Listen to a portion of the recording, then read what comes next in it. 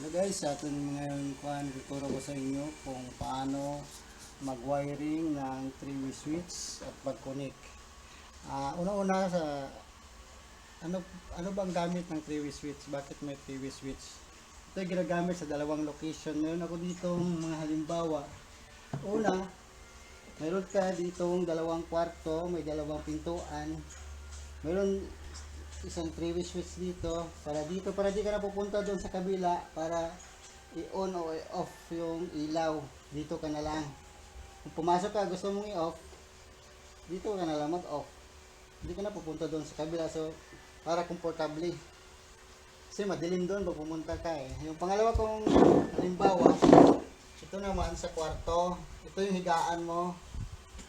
So, kung halimbawa may ilaw, gusto mong patayin, nakahiga ka na, hindi mo na kailangan pumunta pa dito sa pintuan. Dito na lang sa taas ng higaan mo, mayroon ditong switch na 3-way. I-off mo na lang.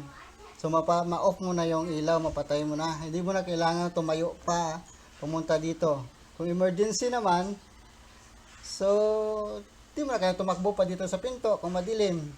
Kapain mo na lang yung switch dyan sa taas ng ulunan mo, higaan mo, mapapailaw mo na yung ilaw na to. So, yun yung gamit ng 3-way, pangalawang example ko. Yung pangatlo, sa hagdan, ginagamit yan. Halimbawa, dalawang story yung bahay nyo. Yung isang 3-way yan nasa baba. Para bago ka umakyat, mapapailaw mo na yung ilaw sa taas. Sa taas yan eh. So, ngayon, pagdating dito, kung gusto mong i-off yung ilaw dito sa taas ng hagdan, hindi mo na kailangang bumaba. Dito na, pagpasok mo sa pinto, kung may kwarto ka dyan, mapatay mo na yung ilaw. O paglabas mo naman, pwede mo rin ilawin. So, di ka na, kung doon yung switch na siya, di ka na pupunta dito kasi kaya mo na mang-i-on and off. Yun yung purpose. Yun yung gamit, kaya may 3-way switch. Para maging komportable ang buhay natin. So, ito guys, yung basic na wiring ng 3-way. Kasi pag tinignan mo yung 3-way, may makikita ka dyan, dito 3, 1 and 3. Tapos puro 0. Yung dalawang 0 na yan, dito makikita mo, yan yung common, magkakonekta lang yan. So yung dalawang 1, 3 saka 1, 3 sa kabila ang switch, yan yung kailangan mo yung i-connect yung wire, yung traveler yung tawag nila, para makontrol mo kabilaan yung ilaw. So dyan mo i-connect yung wire. Yan, dalawa. Tapos yung 0 sa kabila papunta sa ilaw, wag yung isa naman na galing sa breaker diretso naman dito sa 0 na isa. So 1 and 3 lang yung magkadugtong. Ngayon, sa actual na wiring, walang paganyan na tubo na layout. Lahat yan naakyat sa bubong. Yan. Walang magko-cross na ganyan, walang gagawa niya, mapuputol yung pader mo. So lahat yan naakyat sa taas, papunta doon sa bubong. Kasi nandoon yung ilaw sa taas eh. Tulad din ng hagdanan, walang gaganong tubo mag-shortcut. Para yung ganito sa wiring. Lahat yan naakyat sa taas. So yung dalawang wiring na to, kung mag-wiring tayo ng tubo na to, kailangan natin may isama dito. Yung dalawang nag-cross na wiring na to. Tapos yung isa naman yung papunta sa ilaw. Ganun din dito. Kailangan yung dalawang wire na yan, madala mo yan. Ayan na yung wiring natin. So magwa-wiring na tayo. Ito yung wiring natin, tatlo. Kasi itong dalawang pula, sasama mo yan dito sa tubo. Pag ganyan, walang ganyan tayong layout na tubo eh. Lahat yan papunta sa taas. At saka yung isa naman papunta sa ilaw.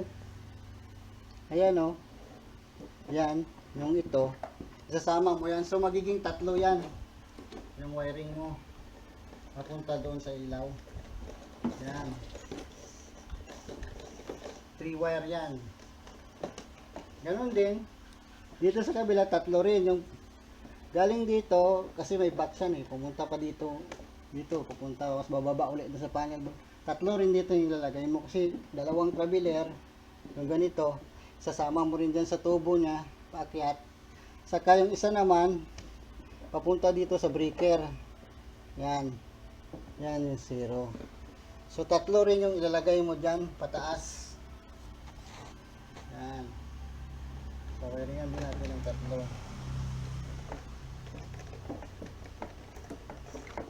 Yan. So, yan na yung wire natin, tatlo.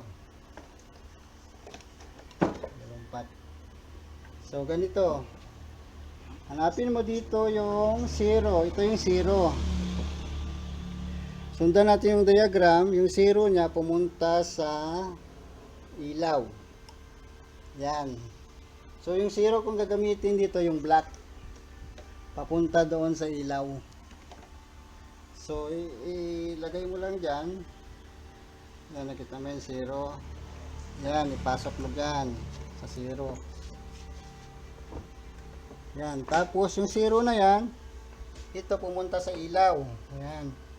Umakyat siya doon, pumunta sa ilaw. So, i-connect mo sa ilaw. Sa isa para hindi ka malito. Yan. Black yung gagamitin natin dahil black. Para parehong color. Yung black ng ilaw. Yan, papunta sa ilaw natin. Yan.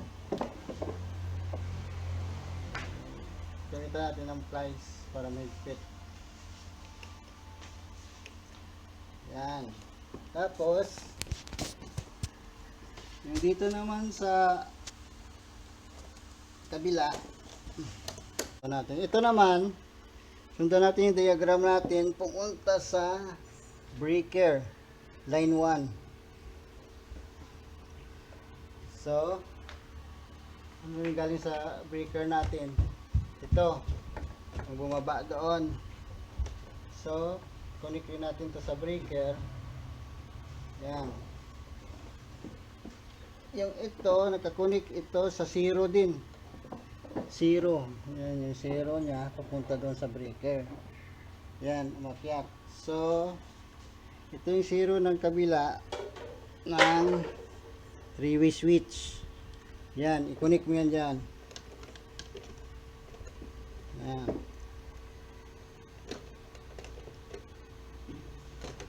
Yan, na-connect mo na.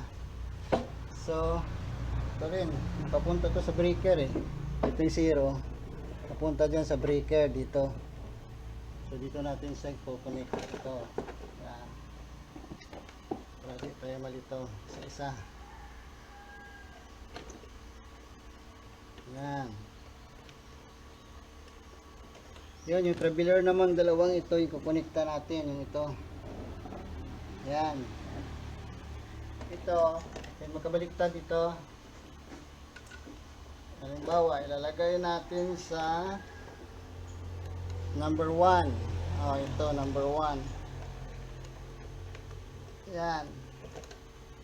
So, yung number 1, diretsuhan lang yan. 1 to 1. Bo, ito yung number 1. Ito. Yan.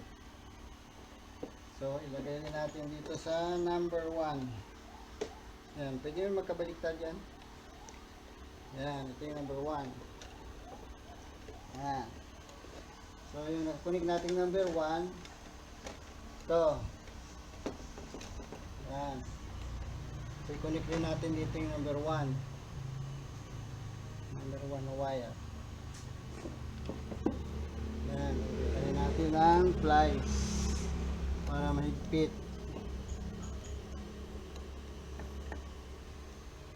Yan. Number 3. Number 3 na tayo. May number 3 rin dito. May number din yan. Connect rin natin to. Bali, ito yung traveler niya. Yo. Ito, number 3. Ito, number 3. Yan. Pumunta dyan. So, number 3 rin. I-connect din natin. Yan. So, number 3. Ito, number 3. So, itong number 3, i-connect rin natin dito sa number 3. Yan, ito yung number 3 natin. Yan. Ito yung hirapan nag-push. Ito natin ang plies. So, yung number 3 natin, ito. Yan. Ito rin yung number 3 sa kabila. Pagtugtungin din natin dito. Yan. Yan yung traveler niya. Yan. Halos actual na rin ito. Kasi simple lang yung basic niya diagram, pero pag sa actual, iba yung takbo na yan. So yung pinakahuli natin, yung galing sa breaker, line to diretso sa ilaw. Galing sa panel board, line to diretso sa ilaw. Nasa taas. Itong puti, white to white, ito galing to sa breaker. Yan. Yan. So, tutunig natin. Tapos na.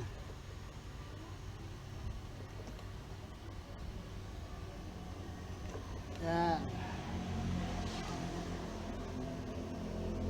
So, lalagyan natin ng tape.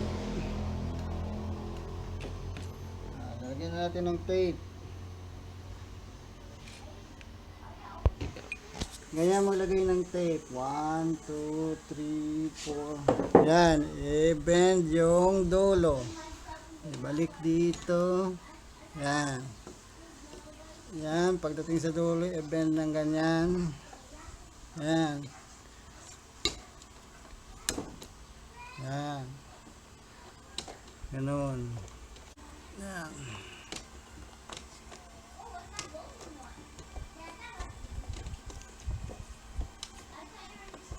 Okay.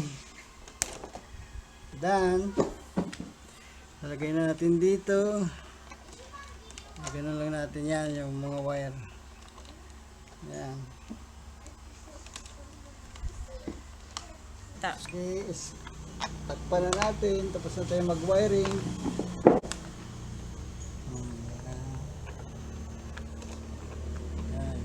Yan. Pwede rin. Yan. Ganun lang natin. Tapos lagyan ng screw. Diba naman?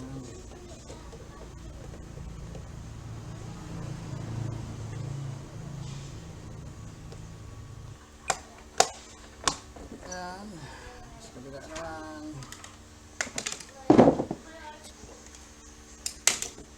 Start. Baba.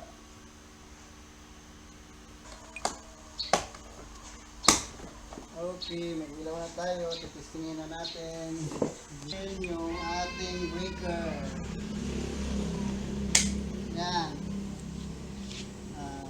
Unang switch. Pwede patayin dito sa kabila. Pababa. Pwede man i-on iya. Pwede man i-off. Dito sa baba. Pag alba, makyat ka dito sa hagdan. So, pwede man i-on yan. Pasok ka din sa kwarto, gusto mong i-off. Yan. Yan yung 3-way. Ngayon, lumabas ka sa kwarto, madilim, walang ilaw. Buksan mo dito. Pagbawa ka dito sa hagdanan. Gusto mo i-off yung ilaw. Yan. Yan yung gamit ng 3-way switch.